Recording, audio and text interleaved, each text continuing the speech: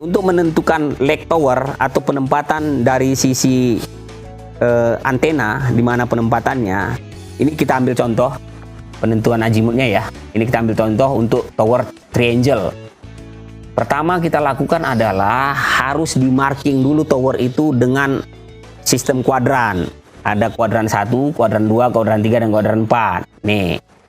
Jadi kita buat lingkaran dulu untuk tower ini untuk mempermudah markingnya. Nah, habis itu kita cari dulu utaranya, atau 0 derajat atau 360 derajat. Assalamualaikum warahmatullahi wabarakatuh. Ketemu lagi dengan saya di channel Mr. Yani.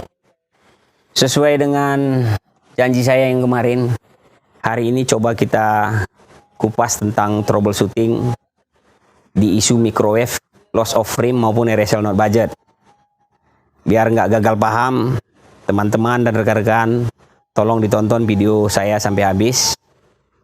Dan jangan lupa like serta subscribe, serta tekan tombol notifikasi biar video-video update saya menyertai teman-teman sekalian.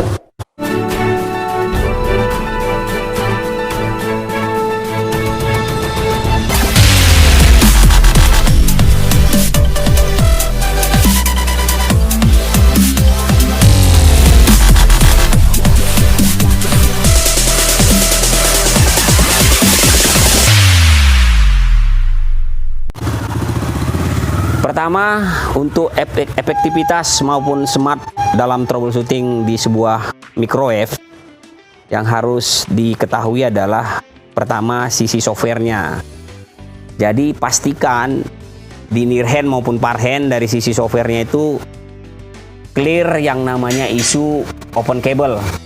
Karena ini sering sekali teman-teman tidak perhatikan, jadi nggak mengetahui apa permasalahannya dan bekerja tidak efektif. Makanya pastikan dari sisi software dan nggak perlu ngeluarin tenaga, clear isu open cable, clear isu audio faulty, baik itu di sisi transmit maupun receive-nya, serta clear isu interference, yang mana di sini kadang-kadang kalau masih ada isu interference yaitu minus 70 ke bawah, itu sangat beresiko. Jadi saya rasa kemungkinan besar untuk budget maupun nyambung sebuah link itu sangat berat.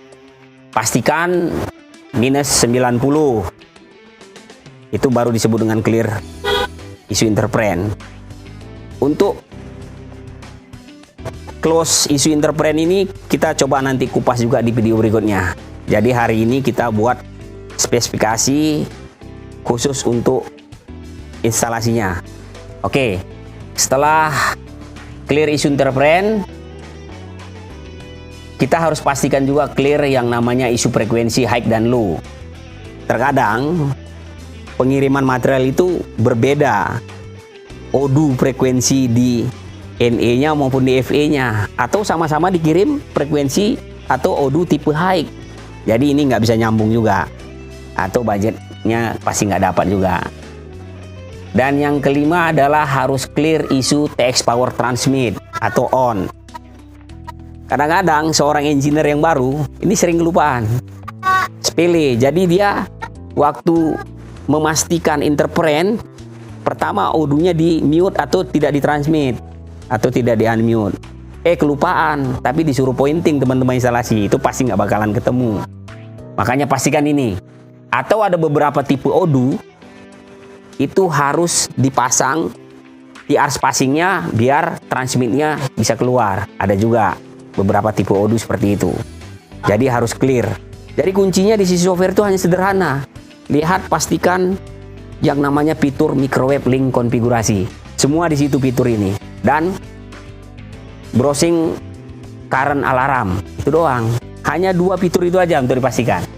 Kalau udah clear ini di sisi NE dan FE, baru kita lanjut ke sisi instalasi. Di instalasi ini, yang pertama dicek adalah penempatan leg tower atau penempatan antena di leg tower. Nih, terkadang teman-teman masangnya near hand ke arah far hand itu tidak saling berhadapan antenanya, tetapi saling satu menghadap ke timur dan yang satu lagi menghadap ke barat. Jadi tidak saling berhadapan. Ini juga tidak bakalan bisa, atau linknya tidak nyambung, atau sebaliknya saling bertolak punggung, begitu juga. Jadi yang benar itu adalah antara parhand dan nearhand harus satu kesatuan atau berhadapan. Itu. Oke, untuk menentukan untuk menentukan leg tower atau penempatan dari sisi antena, di mana penempatannya, ini kita ambil contoh penentuan azimutnya ya. Ini kita ambil contoh untuk tower triangle. Pertama kita lakukan adalah harus di marking dulu tower itu dengan sistem kuadran. Ada kuadran 1, kuadran 2, kuadran 3, dan kuadran 4. Nih. Jadi kita buat lingkaran dulu untuk tower ini untuk mempermudah markingnya. Nah, habis itu kita cari dulu utaranya, atau 0 derajat atau 360 derajat yang mana. Setelah ditentukan itu, seperti jarum jam. Itu dia, kompas itu seperti jarum jam. Ke arah kanan, dari 0 sampai dengan 90 derajat. Itu disebut dengan kuadran 1. Nah, dari 90 ke 180 derajat itu disebut dengan kuadran 2.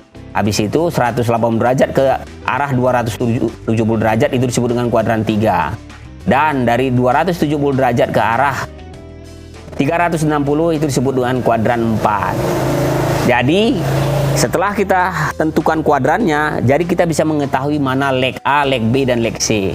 Barulah di situ kita lihat berapa azimut yang dibutuhkan untuk penempatan tower.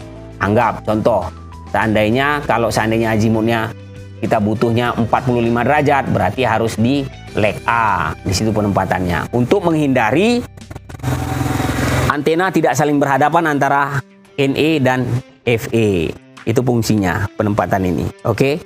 Biasanya azimut di NE berarti di FE-nya disebut dengan back azimut atau titik balik. Biasa kan ditambah 180 derajat atau dikurangi 180 derajat. Kalau dia azimut di NE 0 sampai dengan 180 derajat ditambah. Tapi kalau lebih dari 180 mencapai 360 itu dikurang. Itu aja rumusnya. Sederhana. Jadi biasa kalau orang yang ngerti tentang navigasi darat itu gampang untuk melihat titik yang mana leg dari tower. Oke. Kita lanjut. Yang C yang perlu diketahui itu adalah polarisasi. Setelah leg tower tadi clear, berarti antena udah saling berhadapan secara logika kita, baru kita lihat polarisasi. Ini sering teman-teman yang salah persepsi. Ini kita ambil contoh, ini saya temukan juga di lapangan dulu. Ini dia sebenarnya kepingin pasang polarisasi horizontal, tetapi dia masangnya nyamping. Nih, ini salah. Nah, jadi kalau horizontal di sisi NE, di sisi FE juga harus horizontal. Kalau vertikal di sisi NE, berarti di FE-nya harus vertikal juga. Begitu juga dengan kalau yang antena dual polar. Kalau tipe dual polar, selalu polarisasi horizontal ke arah bumi. Gitu dia, ke arah bumi. Seperti ini contohnya. Oke, dan ingat dasar dari sebuah polarisasi transmisi. Yang dilihat itu bukan fisiknya. Di video saya sebelumnya pernah saya kupas ini tentang polarisasi. Yang dilihat adalah rambat gelombangnya. Kalau dia tidur, berarti rambat gelombangnya tegak lurus. Kalau dia berdiri, polarisasinya berarti rambat gelombangnya tidur. Yang dilihat adalah rambat gelombang. Oke, kalau sudah dipastikan polarisasinya benar, antara NE dan FE sudah sama, baru kita lanjut tentang penempatan mounting full. Nah, dulu di sini banyak teman-teman kita terkendala. Receive level not budget. Capek di pointing, tapi nggak bisa tembus-tembus. Ternyata penempatan fullnya salah. Yang mana penempatan full yang salah? Ini contoh saya pernah review. Kalau nggak salah di Padang Area ini. Saya pernah review, dia nggak budget. Nah, tapi di pointing udah maksimum dan tidak ada yang namanya obstacle. Infonya seperti itu. Ternyata pemasangannya salah.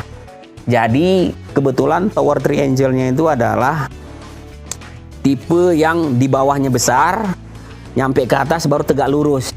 Seperti ini contohnya nih. Nah, Jadi dipasangnya seperti yang digambar yang sebelah kanan. Bracket, lubang bracketnya ke arah tower sama panjang, sama persis panjang dibuat sama dia terhadap poolnya, makanya poolnya miring. Sebelum di pointing, poolnya itu sudah miring. Kemiringannya itu adalah sekitar 290 derajat kemiringannya. Jadi begitu dipasang antena sudah nengok ke langit gitu. Ini towernya tipenya antara lurus ketemu ke sisi miring. Jadi yang benar itu pemasangannya adalah seperti yang gambar sebelah kiri. Ini yang mana panjang bracket yang di atas harus lebih panjang daripada bracket yang di bawah seperti ini. Di bracket itu ada jasnya. Ya ini contohnya ya, ini jasnya. Nah kalau lihat gambar saya. Oke. Dah. Dan pastikan selalu pemasangan pool itu harus 90 derajat. Nih, tegak lurus 90 derajat. Untuk mempermudah kita antena nanti saat pointing atau saat alignment. Ini dia. Ini adalah contoh yang benar. Oke. Dan pastikan juga antena ini tidak boleh ada obstacle ke arah kiri dan kanannya atau horizontalnya seperti ini. Nah, ini bisa juga tidak bisa maksimal. Dan berikutnya adalah obstacle. Nih, selalu foto ke arah dari top antena, ujung antena ke arah depan, arah directionnya. Ada halangan nggak? Obstacle ini halangan. Baik itu halangan dari sisi internalnya, bracketnya tadi, ataupun halangan dari eksternal, yaitu garis lintangnya, garis lintang daripada antena tersebut. Oke, kalau sudah loss, penempatan antena juga poolnya sudah 90 derajat. Nah, jadi berikutnya kita hanya tinggal pointing mekanismenya. Sudah benar nggak dia pointing mekanismenya? Di sini sering juga bermasalah. Dia nggak mengerti yang namanya pointing kasar dan pointing halus. Jadi yang digerakkannya itu hanya pointing halusnya, pointing kasarnya nggak digerakin. Oke, cara pointing kasarnya itu adalah, saya juga sudah membuat tutorial tentang pointing ini, tapi di sini coba saya perjelas lagi. Cara pointing kasar itu adalah harus loss atau tidak obstacle. Antena itu 180 derajat ke kanan atau bisa dikategorikan setengah lingkaran. Begitu juga dengan putaran ke kirinya. Nah, jadi harus loss 180 derajat kanan dan 180 derajat ke kiri. Kalau ini sudah dapat, kita juga harus pastikan antena itu untuk vertikalnya atau alignmentnya harus loss 45 derajat ke arah atas dan 45 derajat ke arah bawah. Nah, itu adalah basic pointing kasarnya. Dan itu harus ditekankan untuk teman-teman. Oke. Kalau pointingnya sudah oke, seharusnya isu untuk RSL not budget ini saya rasa clear dan bisa dianalisa. Jadi kuncinya untuk menganalisa sebuah transmisi loss of frame atau tidak nyambung maupun RSL not budget, pertama pastikan dari sisi softwarenya harus clear dan harus sama. Dan yang kedua adalah instalasinya juga harus clear, baik di polarisasi maupun penempatan towernya, dan tidak ada obstacle-nya, serta pointingnya harus benar. Nah, hanya 3 poin itu untuk troubleshooting sebuah microwave kalau ada isu loss of frame maupun RSL not budget. Oke, kalau ada yang mau dipertanyakan silahkan di komen. Semoga saya bisa menyampaikan apa yang Anda inginkan. Dan jangan lupa tonton video-video saya berikutnya serta di subscribe.